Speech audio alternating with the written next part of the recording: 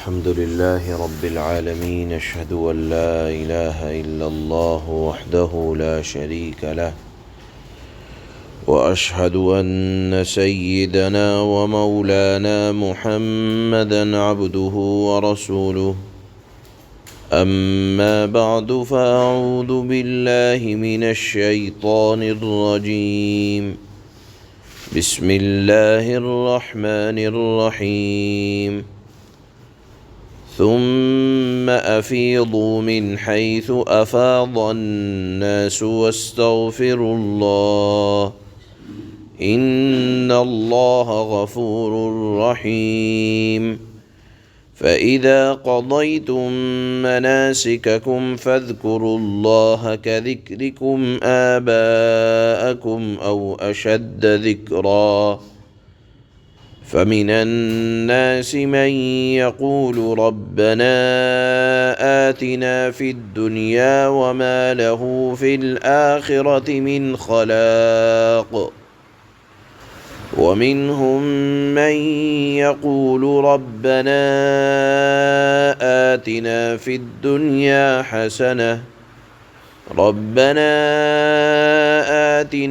الدنيا حسنة وفي الآخرة حسنة وقنا عذاب النار أولئك لهم نصيب مما كسبوا والله سريع الحساب صدق الله مولانا العلي العظيم۔ حج کا ذکر چل رہا ہے۔ اللہ نے اس وقت تلاوت کی جانے والی پہلی آیت میں نسلی امتیازات کو ختم فرمایا کہ نسل کے اعتبار سے کوئی امتیاز کسی کو حاصل نہیں ہے۔ اس آیت کو سمجھنے سے پہلے یہ سمجھنا ضروری ہے کہ زمانہ جاہلیت میں مکہ مکرمہ کے رہنے والے اور حرم کے رہنے والے قریش یہ اپنے آپ کو بیت اللہ کا محافظ سمجھتے تھے اور اپنے آپ کو کعبۃ اللہ کا مجاور سمجھتے تھے اور اپنے آپ کو ذرا اعلیٰ اس معنی کر سمجھتے تھے کہ ہمارے پاس کعبۃ اللہ کی خدمت ہے۔ انہوں نے اپنے لیے یہ امتیاز رکھ رکھا تھا کہ حج کے دنوں میں حاجی عرفات جاتے اور پھر مزدلفہ آتے اور پھر منی آتے تو عرفات یہ حرم کی حدود سے باہر ہے، مزدلفہ یہ حرم کی حدود کے اندر ہے۔ تو جب حج کے دن ہوتے تو کفار قریش یا کعبے کی خدمت کرنے والے مجاور یہ کہا کرتے تھے کہ ہم چونکہ کعبے کے ارد گرد رہنے والے لوگ ہیں، حرم میں رہنے والے لوگ ہیں، ہمارے لیے عرفات جانے کا حکم نہیں ہے۔ ہمارا امتیاز یہ ہے کہ ہم حرم کے باہر، حدود حرم کے باہر نہیں جائیں گے اور مزدلفہ جاتے اور پھر منی میں آ جاتے اور کہتے کہ ہم حدود حرم سے باہر نہیں جائیں گے، ہمارا امتیاز ہے اور ہماری خوبی ہے کہ ہم کعبے کی خدمت کرتے ہیں، لہذا ہم حرم کو نہیں چھوڑ سکتے۔ اللہ نے اس نسلی امتیاز کو ختم فرمایا۔ اول تو اپنے آپ کو کسی بھی اعتبار سے الگ رکھنا خود ایک متکبرانہ فعل ہے جس سے ہمیشہ پرہیز لازم ہے، اور پھر خصوصاً حج کے دنوں میں جہاں سب کا لباس ایک، جہاں سب کا طور طریقہ ایک، اللہ نے یکسانیت ایک ہونے کا سبق حج کے اندر ہر اعتبار سے دیا، کہ امیر ہو، غریب ہو، بڑا ہو، چھوٹا ہو، کالا ہو، گورا ہو، عالم ہو، جاہل ہو، اللہ کے دربار میں کوئی امتیاز نہیں۔ عبادات میں قومی امتیازات اور نسلی برتری، اپنی نسل کو اعلیٰ سمجھنا، اس کی کوئی حیثیت نہیں۔ اللہ کی بندگی اور عبادت میں سب برابر ہیں۔ اس کے ہاں، اللہ کے ہاں اگر قدر ہے کسی چیز کی تو وہ ہے تقوی اور پرہیزگاری کی۔ اس کا اللہ نے یہاں حکم دیا۔ اسی طرح حج سے فارغ ہونے کے بعد زمانہ جاہلیت میں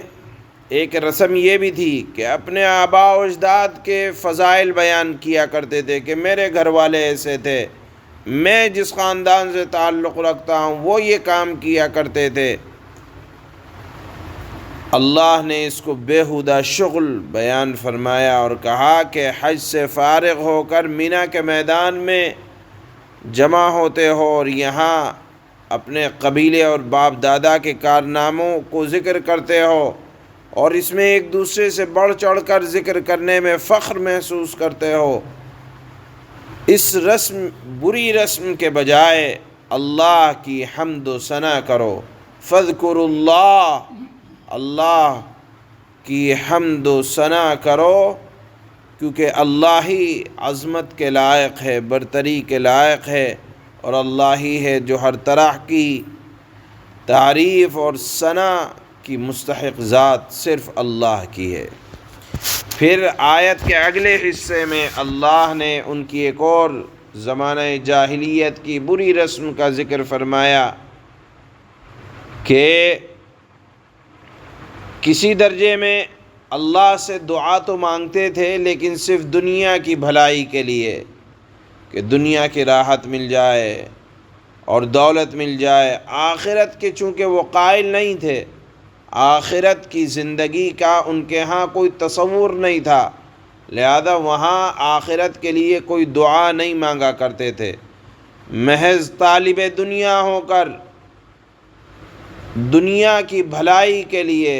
دنیا کی راحت و آرام کے لیے دعا مانگا کرتے تھے اور آخرت پر ان کا یقین نہیں تھا، لہذا اللہ نے فرمایا کہ دعا اگر مانگنی ہے تو اس طرح مانگو، ربنا آتنا فی الدنیا حسنہ وفی الآخرۃ حسنہ وقنا عذاب النار۔ یہ ایک ایسی جامع دعا ہے، اللہ تعالیٰ نے اس میں تمام دنیاوی اور آخرت کی خیر خوبی اور بھلائی کو اللہ نے مانگنے کا یہاں طریقہ ذکر فرمایا ہے۔ اور اللہ کے نبی صلی اللہ علیہ وسلم ہر طواف کے آخری حصے میں اور ہر چکر میں اللہ کے نبی خانہ کعبہ کے ارد گرد یہی دعا مانگا کرتے تھے۔ یہ بڑی جامع دعا ہے، اس میں اللہ نے دنیا میں بھی بھلائی مانگنے کا طریقہ کہ دنیا کی بھی بھلائی مانگو، لیکن صرف دنیا کی بھلائی مت مانگو، آخرت کی بھی بھلائی مانگو اور آخرت میں عذاب کے بچنے کی بھی دعا اللہ سے مانگا کرو۔ اس میں آخر میں اللہ نے فرمایا اولئک لہم نصیب مما کسبوا، ایسے لوگوں کو جو اس طرح کی دعا مانگتے ہیں بڑا حصہ ملے گا ان کے اس عمل کے بدولت جس کو یہ لوگ کرتے ہیں۔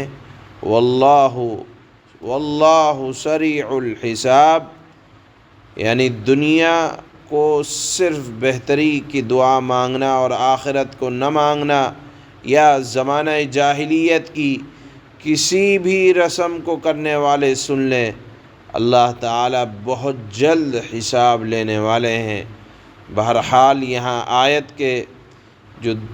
آیت 2 پڑھی جا رہی ہیں یا 3 پڑھی جا رہی ہیں،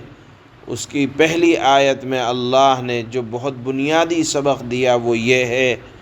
کہ کسی کو کسی پر کسی اعتبار سے فوقیت یا نسلی اعتبار سے، خاندانی اعتبار سے، زبان کے اعتبار سے کوئی فوقیت کوئی برتری حاصل نہیں ہے، اللہ کی نگاہ میں سب برابر ہیں۔ ہاں اگر کسی کو امتیاز ہے تو وہ ہے اللہ سے کون کتنا ڈرنے والا ہے، وہ اللہ کو زیادہ محبوب ہے۔ اللہ فرماتے ہیں ثم افیضوا من حیث افاض الناس واستغفروا اللہ ان اللہ غفور رحیم۔